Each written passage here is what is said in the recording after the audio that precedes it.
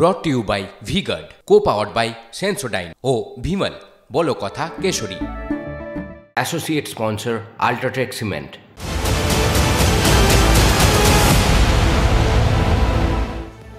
নজর রাখবো পরের খবরে। কমিশন অফ রেলওয়ে সেফটির তদন্ত শুরুর আগেই রেলবোর্ডের ঘোষণা কি? দুর্ঘটনায় চালকের দোষে।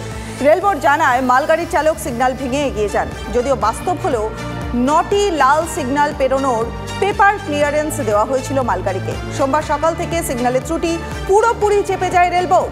মালগাড়ির জীবিত সহকারী চালককে মৃত ঘোষণা রেলবোর্ডের। এক আহত যাত্রীর অভিযোগের ভিত্তিতে এফআইআর। জানেনই না সেই যাত্রী, সেই অভিযোগপত্রের বয়ান আদালতের রায়ের মতো। মালগাড়ির চালককে দোষী ঠাউরে এফআইআর করা হয়েছে। আপনার তরফ থেকে পাওয়া অভিযোগের ভিত্তিতে এনজিপি জিআরপিতে রেল একটা অভিযোগ জমা দিয়েছে। আমি তো কোনো এফআইআর প্রথমত করিনি। এবার আমাকে নিয়ে যে এত কিছু হচ্ছে সেটা তো আমার ধারণার বাইরে, সেটা তো আমি জানি না। আমি এখন আপনাদের মুখে জানতে পারছি। কারণ প্রথমত আমরা ট্রেনের ভিতরে ছিলাম, পিছন থেকে মালগাড়ি এসে মেরেছে কিনা প্রথমে আমরা কেউই জানতাম না। আচ্ছা, দ্বিতীয়ত হচ্ছে আমি এরকম কোনো এফআইআর করিনি কাউকে, আমি কোনো লিখিত অভিযোগ দেইনি। তার কারণ হচ্ছে কালকে আমি সারাদিন হসপিটালের মধ্যে ছিলাম। এবার হসপিটালে 2জন আরপিএফ এসছিলেন, আরও নর্মালি ওখানকার তারা কোনো কিছু লিখে নিয়ে যায়নি আমার থেকে। শুধু অ্যাড্রেস, মানে আমার নাম, আমার বাড়ি, সই শুধু রাত্রিবেলা জেআরপিএস এসেছিল, সে হচ্ছে একটা চিরকুট দিয়েছিলেন আমাকে, সেখানে আমার নাম, আমার অ্যাড্রেস সব লেখা ছিল। নিচে বলেছিল আমার সিগনেচার করতে আর ডেটটা লিখে দিতে। আমি শুধু সিগনেচারটা, ডেটটাই শুধু করে দিয়েছিলাম, কারণ কালকে শরীরটা খুব অসুস্থ ছিল, সেরকমভাবে পড়ার মতন ক্ষমতায় আমি ছিলাম না। তো অতটুকুই করে আমি দিয়েছিলাম। তারা ওটা নিয়ে আবার আমি মানে যা যা হয়েছিল স্টেশন মাস্টারে, তার তো ইনফর্ম করা উচিত ছিল। আমরা যে প্রতিদিন যাওয়া আসা করছি এরকমভাবে, আমরা ডেলি প্যাসেঞ্জারই করছি, তাদের তো সুরক্ষার তো একটা দরকার আছে। এরকমভাবে চলে তো কেউ কোনো দিন, আমরা তো ট্রেনে উঠতেই ভয় পাবো। এরপর আমার কালকে যেরকম রাত্রিবেলা হয়েছে, ওখান থেকে আমি ট্রেনের আওয়াজ পাচ্ছি, আমি আতঙ্ক লাগছে আমার। সোমবারের কাঞ্চনজঙ্ঘা এক্সপ্রেসের দুর্ঘটনায় মৃত্যু হয়েছে উত্তর দিনাজপুরের গোয়ালপোখরের বাসিন্দা পেশায় পরিযায়ী শ্রমিক যুবকের। গ্রামের ছেলের মৃত্যুতে শোকের ছায়া গোয়ালপোখরের ভেন্দাবাড়ি এলাকায়। আগেই মৃত্যু 2 ছেলের, এবার তৃতীয় সন্তানকে হারিয়ে দিশেহারা পরিবার। খবর পাইছি যে যাই একটু দেখো অর্জুন বাড়ি আছে নাকি, 8টার সময় নামার কথা ছিল, নামে নাই, যাই একটু দেখো নামছে নাকি। আসে দেখছি না, আসে নাই বাড়িতে। তারপরে খবর দিয়েছি ছেলেটার ওই ঘটনা মারা গেছে। কখন শুনলেন? মারা গেছে ওই 8টার সময়, 8:30টার সময় ট্রেন পাল্টি খাইছে। এর উপরই আশা ভরসা করে এর মা বাবা জীবিত একটা জায়গায় দাঁড়িয়েছিল, কিন্তু এখনই দেখা যাচ্ছে কি এমন একটা দুর্ঘটনা এর ঘটে গেছে, যার দরুন এই পরিবার তো শোকাতর আছেই, সঙ্গে আমাদের গ্রামবাসী বা এলাকাবাসী সবাই শোকাতর। যে সন্তানটাই লাস্ট, এর কিন্তু আর কেউ নেই। এত বড় রেল দুর্ঘটনার মাঝখানেও কিছুটা আশার খবর পাওয়া যাচ্ছে। বড় রেল দুর্ঘটনাতেও বাঁচতে পারে প্রাণ। সুরক্ষা কবচের চেয়েও কম খরচে এই প্রযুক্তির ব্যবহার এড়াতে পারে বড় থেকে বড় দুর্ঘটনা। সুরক্ষিত থাকতে পারেন যাত্রীরা। এই ভাবনা নিয়েই একটি মডেল তৈরি করেছেন কঙ্কন কুমার গড়ি। সংঘর্ষ এড়াতে ভরসা হতে পারে অত্যাধুনিক বাফার এবং সেফটি কোচ। এই কলকাতারই এক বাসিন্দা, অবসরপ্রাপ্ত রেলকর্মী কঙ্কন কুমার গুড়ি, তিনি একটা প্রজেক্ট তৈরি করেছেন যে দুর্ঘটনা ঘটলেও প্রাণহানির আশঙ্কা থেকে অনেকটাই রেহাই মিলবে। আমরা ঠিক সেখানেই রয়েছি। কাঞ্চনজঙ্ঘা এক্সপ্রেস এবং মালগাড়ির যে দুর্ঘটনা ঘটেছে, এখানে তার একটা প্রজেক্ট তিনি তৈরি করেছেন, যেখানে তিনি দেখিয়েছেন যে পেছন থেকে ট্রেন যদি সামনের ট্রেনকে ধাক্কাও মারে, তাহলে যে অত্যাধুনিক বাফার, সেই বাফারের জন্য এই ট্রেনটা বড়সড় দুর্ঘটনার হাত থেকে বাঁচতে পারে।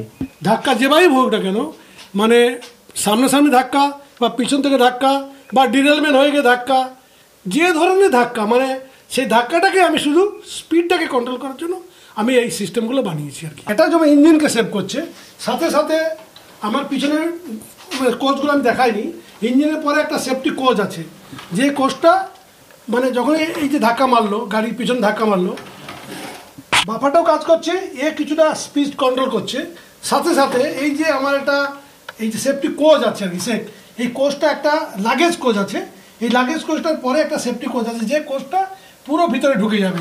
আমি দেখাচ্ছি পুরো 70%, 80% ঢুকে যাবে।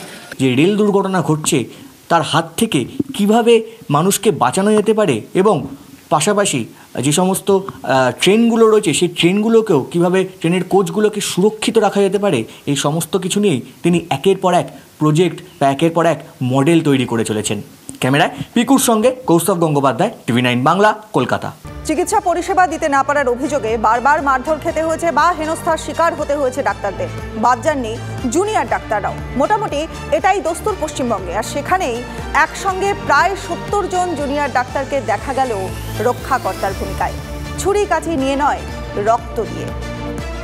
সদ্য হাঁসফাঁস গরম থেকে মুক্তি পেয়েছে উত্তরবঙ্গ, কিন্তু গরম কাটতে না কাটতেই প্রবল বৃষ্টিতে এখন নাকাল দশা। কিন্তু তাতে কি, প্রতি বছর গরম এলেই রাজ্যে দেখা যায় রক্তের আকাল।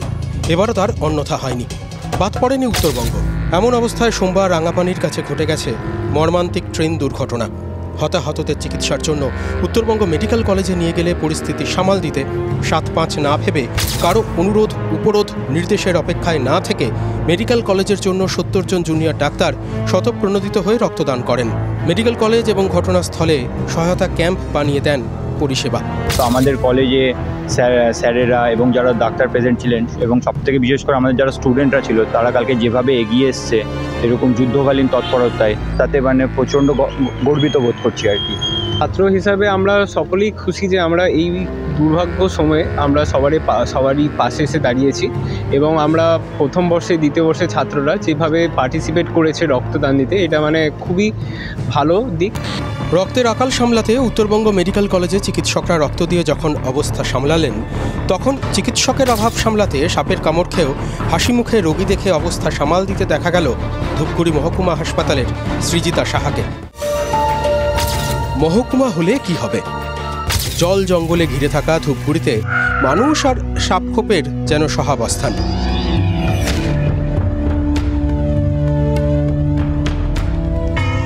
ফি বছর সাপের কামড়ে আক্রান্তের সংখ্যা বেশ উল্লেখযোগ্য। প্রত্যন্ত অঞ্চলের মানুষ সবসময় যে চিকিৎসা পান তেমনটা স্বাভাবিকভাবেই নয়, কিন্তু যিনি আক্রান্তদের সামলাবেন তিনিই যদি সাপের শিকার হন, তখন তাকে সামলায় কে? ধূপগুড়ি মহকুমা হাসপাতালের চিকিৎসক সৃজিতা সাহা এই উত্তরের অপেক্ষায় থাকেননি। সাপের উপদ্রব হাসপাতালে বেশ প্রবল।